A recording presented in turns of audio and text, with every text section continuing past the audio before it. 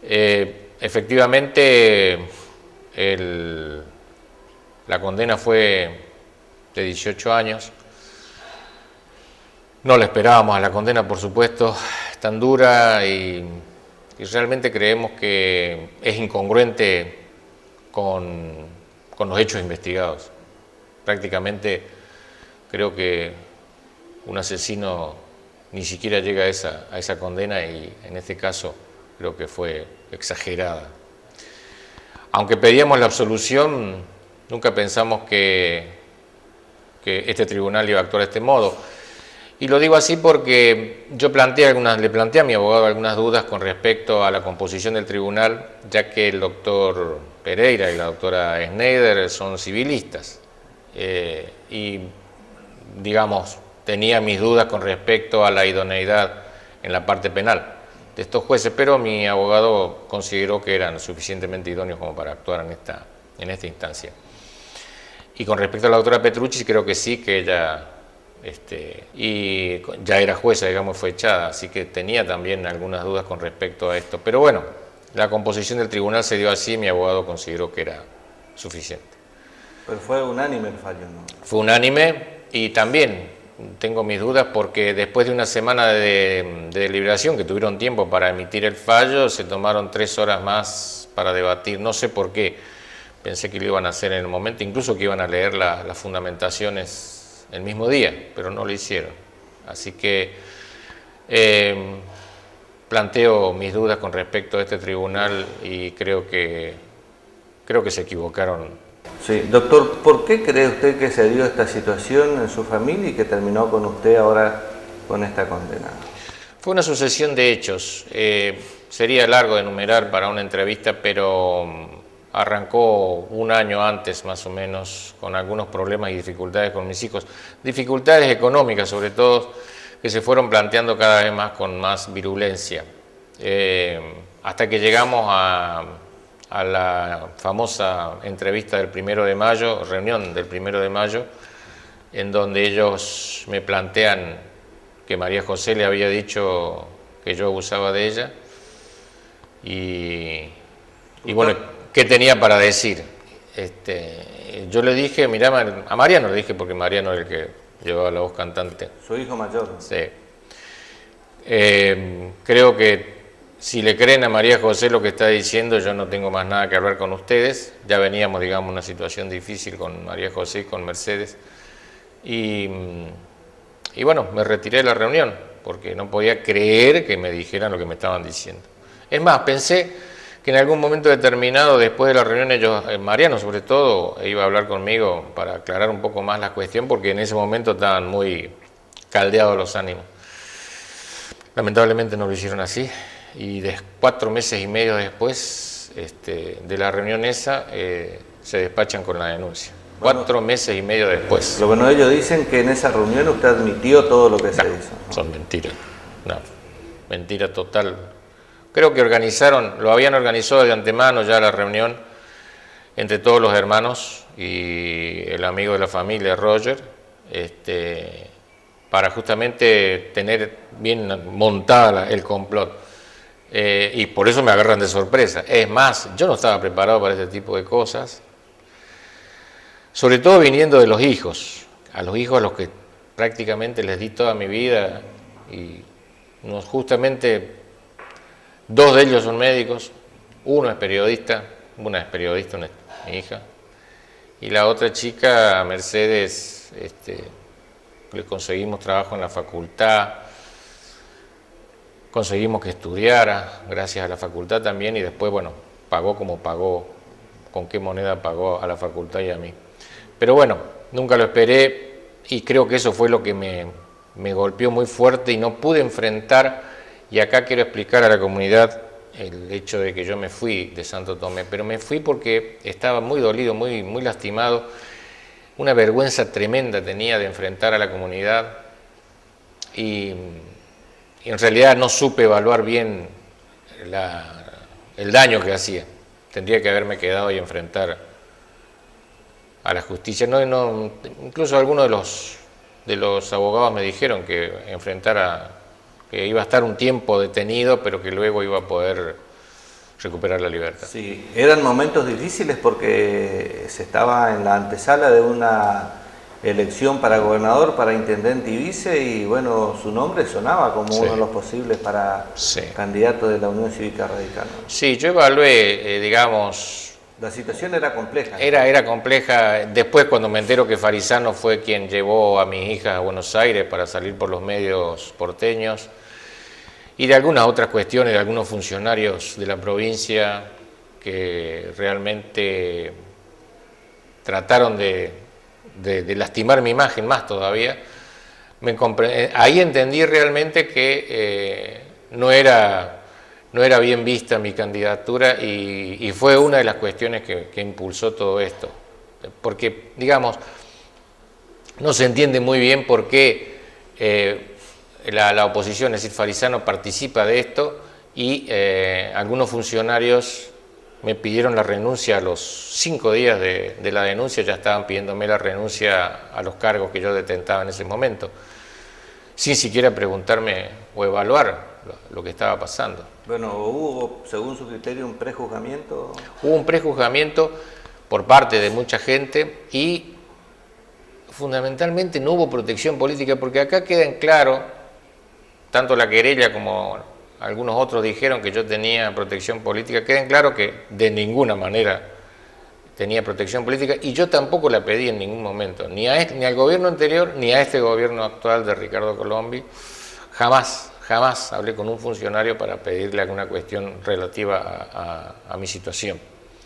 Tan es así que ya llevo 4 años acá y bueno, nunca pretendimos nada. Doctor, lo que la gente se pregunta, dice, pero ¿cómo es difícil que una hija lo denuncie al padre? ¿Usted evaluó esa situación puntualmente, ¿no? Sí, yo evalué la situación. Por eso te dije, yo pensé al principio que, bueno, los chicos habían, digamos, creído en la palabra de ella y no en la mía, pero evalué que ha pasado el tiempo y como no hablaban conmigo, pensé que, bueno, quizás estaban evaluando volver a reunirnos, tener alguna charla, sobre todo con Mariano o con alguno de los otros chicos, pero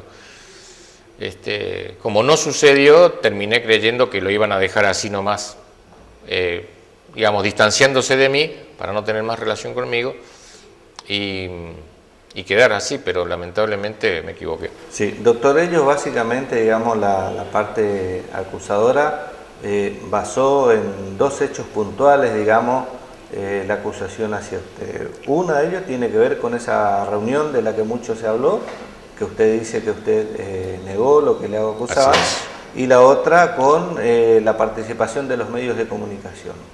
Sí, los medios de comunicación, creo que la mediatización que hizo la querella de este juicio fue alevosa, y nadie me puede decir que no tiene influencia en el tribunal la condena social o la condena mediática. Y lo dijo el querellante, lo dijo también ayer en una declaración de que la mediatización jugó a favor de ellos. Y ¿usted quiere decir que los jueces se vieron influenciados? Yo creo que se vieron influenciados. Yo creo que el fallo fue a la medida de los medios de comunicación. Es decir, la presión que ejercieron los medios facultó a este tribunal a dar este fallo, a medida de justamente esta mediatización exagerada, no solo a nivel local, sino también a nivel de los medios correntinos. Porque si no, no se entiende, digamos, cómo con 2 hechos, porque son solamente 2 hechos, son 18 años de condena.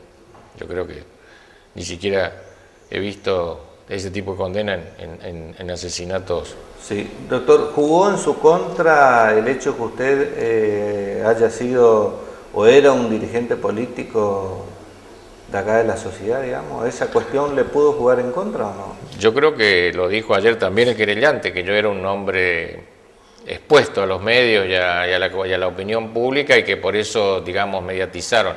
Como que yo tenía influencias, entonces, como la justicia no es creíble, ellos mediatizaron el hecho porque yo tenía mucho poder político en ese momento.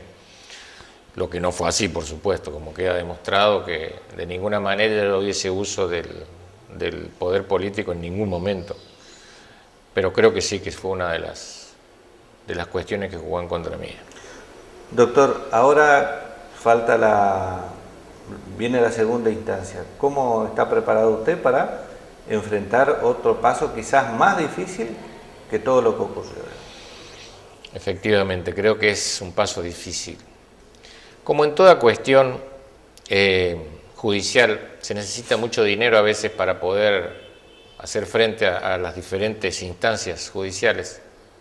Lamentablemente yo no tengo ese dinero, pero bueno, con mi abogado y con la buena voluntad que el doctor Daniel Gualberto Gómez ha puesto en esta lucha, creo que podemos hacer frente a la casación, al recurso de casación en los próximos meses. Confiamos en que una vez vistas los fundamentos que yo creo que han retorcido el expediente para poder hacer esto, vamos a poder demostrar que en ningún momento pudieron probar los hechos denunciados.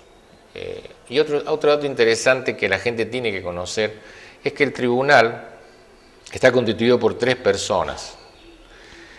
De las 3, el doctor Pereira no hizo ninguna pregunta, ni a ningún testigo ni a mí.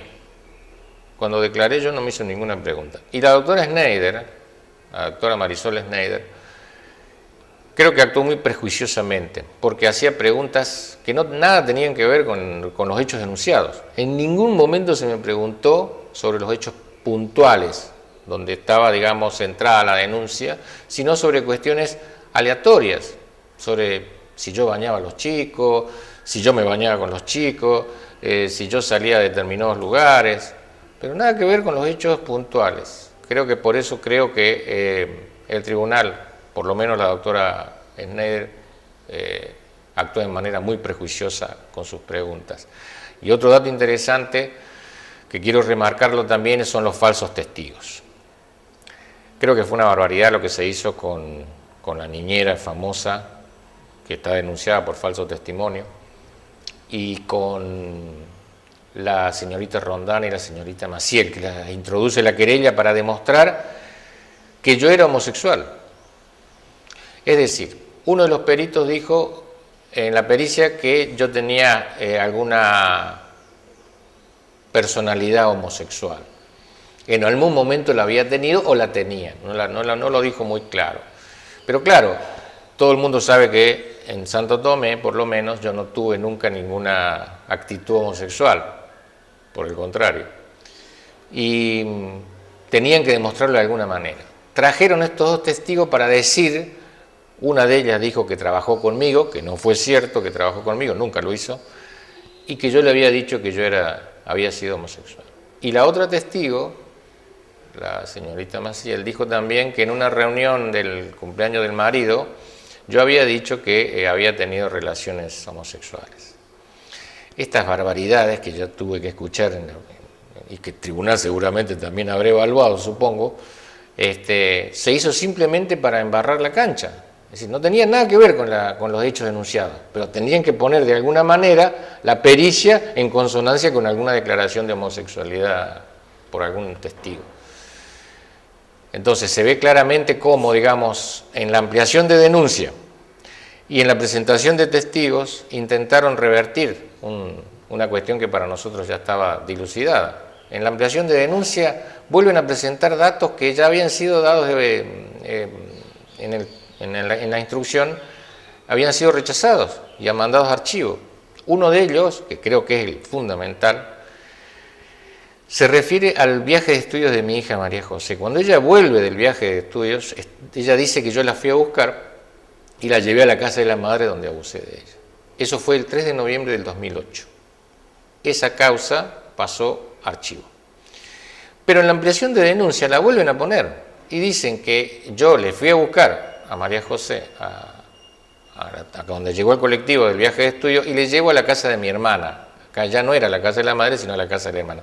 El mismo mes que ella viene del viaje de estudio, así en julio del 2000. Y que no vivía nadie en la casa de mi hermana, no había nadie. Miente, vivía mi madre, tenía 3 empleadas, es decir, estaban las empleadas también. Andrés siempre estaba en la casa y mi hermana habitualmente está. sobre todo en esa época del año donde ya estaba mi madre viviendo acá enferma. Ese tipo de, digamos, de ampliación de denuncias se hizo justamente porque todo lo anterior en instrucción no alcanzaba para la condena. Entonces presentan este tipo de argumentos y otros más que gracias al doctor Suay, que se presentó a declarar voluntariamente, dejó en claro que habían mentido con respecto a esa situación también. Sí, bueno, cuando se habla de toda esta situación, que usted, digamos, vivía con sus hijos, usted ya estaba separado, a ver, ¿qué rol cumplía en ese momento su ex esposa, por ejemplo? Eso fue bien evaluado también en los alegatos de mi abogado defensor. No se entiende muy bien cómo todas estas cosas ocurrían estando la madre presente, porque se dijeron otro cúmulo de mentiras con respecto a mí. Cuando declaran mis otras hijas se dijeron un cúmulo de mentiras, cuando declaró ella también otro cúmulo de mentiras, pero como ella no estaba enterada de nada. Por ejemplo, declaran en un momento una de mis hijas que en un hecho se ve que se habían portado mal, entonces yo castigándolas las puse desnudas en la vereda del barrio San Martín, de mi casa del barrio San Martín, para que sean expuestas a toda la gente que pasaba. Y se presenta la señorita Rondán como testigo de que sí, que fue cierto, porque ella vio a los chicos desnudos ahí. Estamos hablando cuando los chicos eran chicos, es decir, la señorita Rondán tenía 6 años y se acordaba de todas esas cosas que ocurrieron. ¿Dónde estaba la madre? Yo podía hacer lo que quería con mis hijos. Después, cuando teóricamente yo los llevaba, tenía que pasarlos a buscar los fines de semana, o cuando ella viajaba, o cuando tenía que hacer cursos, yo quedaba a cargo de los chicos, de todos. Porque uno de ellos, hay que recordar que Alejandro, yo cuando me separo lo llevo a vivir conmigo, porque ella no quería quedar con ese chico, porque era un chico muy problemático. Sí. Bueno, cuando todos venían a vivir conmigo, evidentemente tenía que estar con ellos. Eran 5. Y una de las acusaciones que hacen es que yo me bañaba con ellos. Yo traté de recordarle a los chicos en ese momento que eran 5, entonces tenía que bañarlo a los 5, pero no podía bañarlo a los 5 juntos, entonces tenía que bañar uno por uno. Mientras se bañaba uno, el otro estaba secándose, y así sucesivamente, digamos. Pero evidentemente yo los tenía que bañar.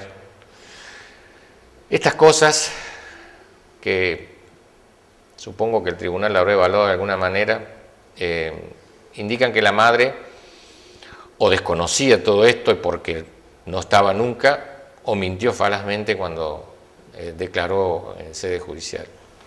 Doctor, para ir redondeando, ¿usted tenía una relación buena, mala, más o menos, con su ex esposa? Muy buena, muy buena.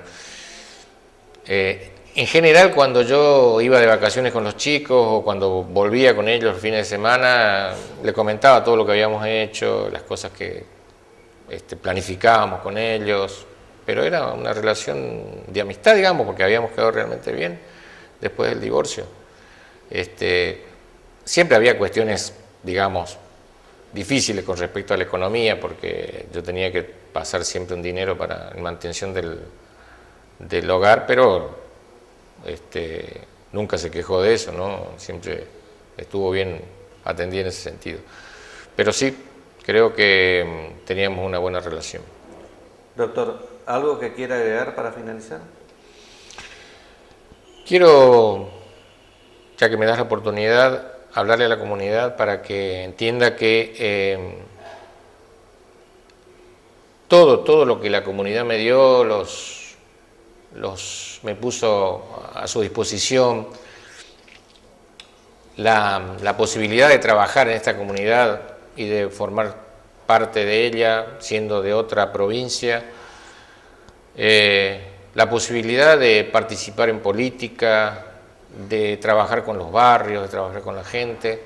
A ellos quiero referirme porque creo que les debía una explicación y tengan la seguridad de que soy inocente de todo lo que se me acusa, que todo esto fue nada más que un complot muy bien urdido por ellos y lamentablemente los medios de comunicación jugaron en mi contra. Y jugaron en mi contra porque nunca me expresé por respeto a mi nieta, que es una menor, y nunca quise hablar de este tema en los medios. Lo mismo mi abogado, con el mismo criterio planteado así, nunca se expresó por los medios.